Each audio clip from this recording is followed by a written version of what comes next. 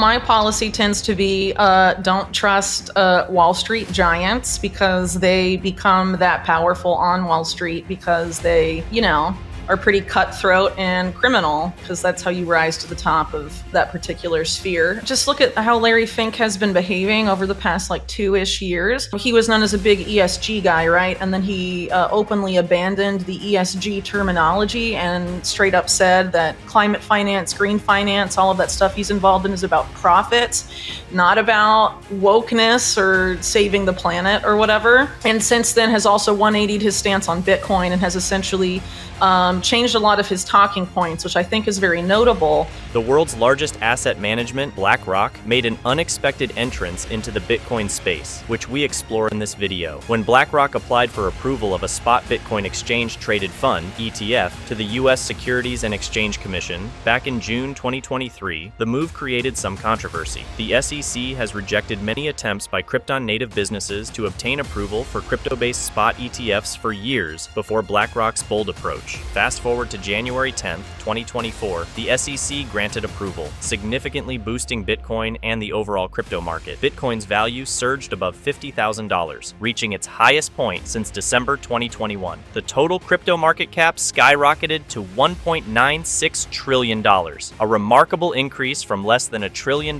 just last March. Despite these encouraging developments, certain supporters of Bitcoin continue to have doubts about BlackRock. The significance of comprehending the genuine aims of BlackRock and Larry Fink in the cryptocurrency realm is underscored by investigative journalist Whitney Webb. Webb claims that BlackRock is not just interested in Bitcoin, but is also developing a new financial structure that seeks to fractionalize both natural resources and current assets. The ultimate aim appears to be turning living beings into Wall Street financial commodities, all managed by one organization. Essentially, BlackRock wants to make everything an ETF that is influenced by the wealthy and powerful. Recently, Whitney Webb revealed the dark schemes behind BlackRock's involvement in the What Bitcoin Did podcast with Peter McCormack. As we bring you clips from this fascinating interview, please like this video, subscribe to the channel, and enable post notifications for more interesting videos. Let's hear what she has to say. The first time I really wrote meaningfully about Larry Fink was probably a few years ago in relations to the Glasgow Financial Alliance for Net Zero,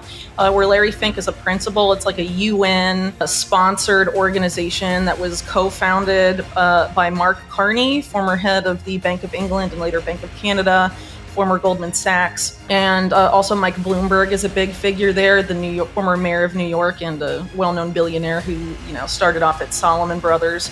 So these are essentially bankers developing what amounts to a major component of UN-sponsored policy directly related to their climate change policies.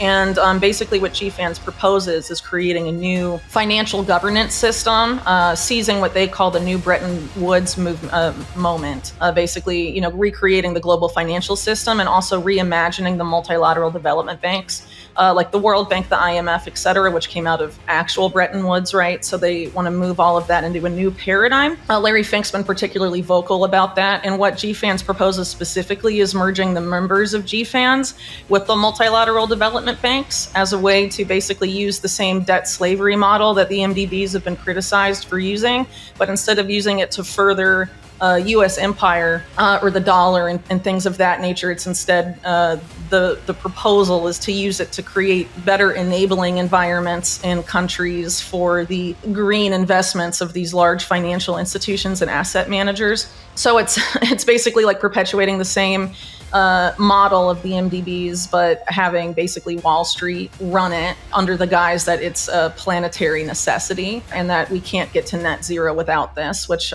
frankly, if you look into the explanations for that, there's no way that's the case. But that's, how I first started writing about Larry Fink was because of his involvement in this relatively open plan to create a new financial system, which among other things doesn't just rest on the MDBs, but also on the development of global carbon markets, which comes up in this particular piece in a pretty meaningful way. Well, Larry Fink is someone who's obviously a member of the elite, and he's also a person who, throughout his entire career, has been pretty obsessed with risk management. So I think, whatever this new financial system is, it's that he is, part of this group that's proposing this, ultimately is about trying to enable BlackRock to continue its massive expansion to own, essentially everything with, as little risk to them as possible. Which obviously a lot of the stuff that Fink is pushing for is part of this broader system that the world's being pushed into under the guise of sustainable development that includes things like digital IDs and carbon markets and all of that, setting something up where it's will be very difficult to challenge BlackRock's financial prominence and dominance, really, and anything that Fink and others would view as a risk to, their current trajectory. I guess they don't really have to worry about people or movements like that as they enter into and sort of impose upon us these new systems, which includes some of these forms of digital control like the CBDC and their private sector equivalents, for example, programmable surveillable money, and tied into the digital ID thing. All of this, as is noted in the article, is meant to interface with global carbon markets and the multilateral development banks that Fink has been targeting in particular through GFANZ, and also BlackRock itself has been pretty focused on them.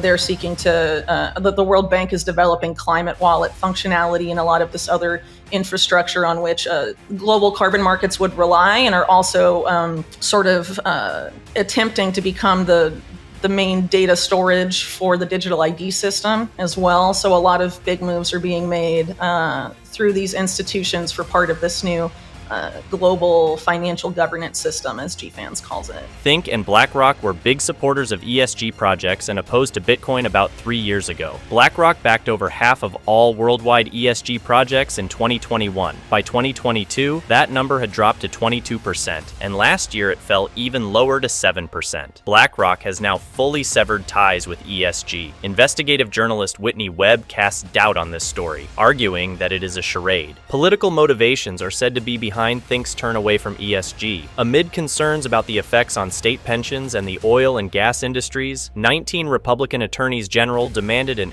SEC probe into BlackRock's ESG initiatives in response to House Republicans' anti-ESG bills in 2022. Was Fink planning to change the mechanics of ownership? Whitney questions it. She issues a warning that efforts to alter the financial system are still being worked on by the Global Financial Alliance for Net Zero. Mark Carney envisions a new financial system that incorporates global carbon markets and multipolar currencies. And a crucial first step toward that vision is co-opting Bitcoin. During the discussion, Whitney emphasized the continuous efforts to reposition BlackRock, the World Economic Forum, and other institutions as non-threatening companies committed to providing services to the general public. As we explore these complexities, here are more insightful clips to shed light on these dynamics. Larry Fink, among other things, is on the board of trustees of the World Economic Forum.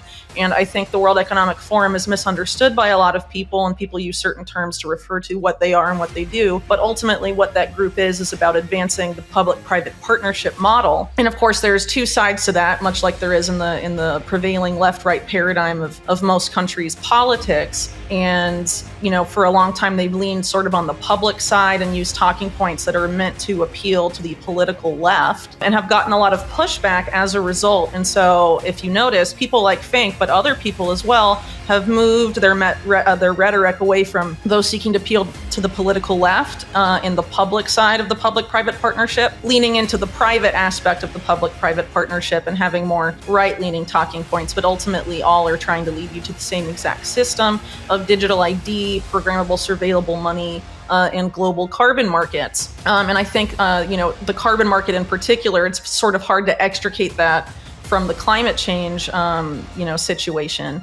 But I think it looks like, people like Fink and some of the people in that particular space are going to attempt to market it as something that can make people very wealthy or allow them to get quick access to capital by tokenizing their land holdings and fractionalizing their private property, using different things that haven't been able to be financialized before, and then bringing that on chain and using that as collateral, receiving loans that way and all of that. There's a lot of ambitious plans in that particular space And aside from that, there's been this push led by the Rockefeller Foundation and some other groups through this whole push for natural asset corporations, where they basically openly talk about the idea to expand the amount of assets in the existing financial system by like 5 or 6 fold by incorporating what they refer to as natural assets. So this is sort of like the financializing of the natural world and allowing people to sell ecosystem services and all of that. And,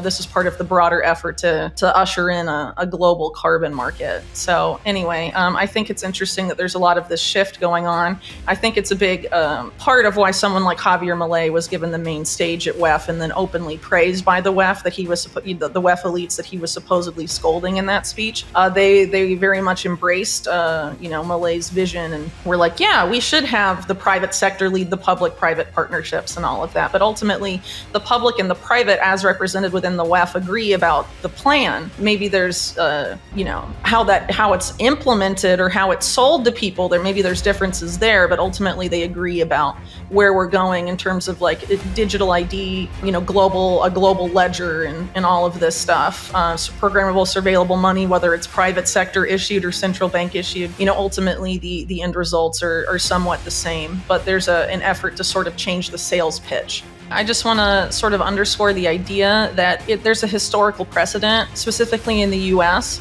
for when they attempt to pitch a particular policy or create a particular entity.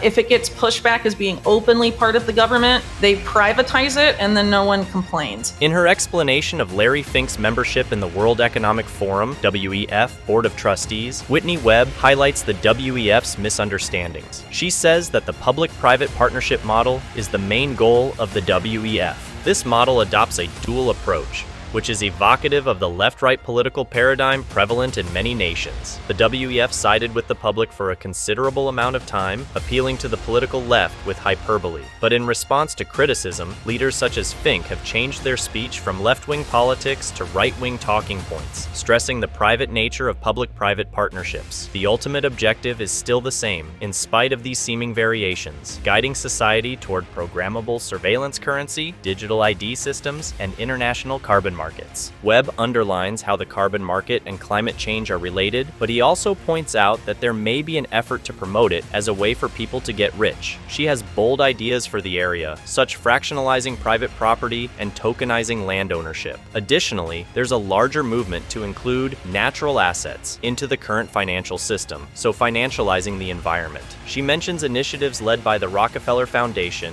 and others for natural asset corporations, openly discussing the financialization of the natural world and the sale of ecosystem services. The ultimate aim is to usher in a global carbon market. Despite differences in implementation and sales pitch, there is agreement within the WEF about the broader plan, encompassing digital ID, a global ledger, and programmable, surveillable money, whether issued by the private sector or central banks. Webb suggests a shift in the sales pitch, indicating a broader effort to reframe and market these initiatives to the public. Until next time, happy investing.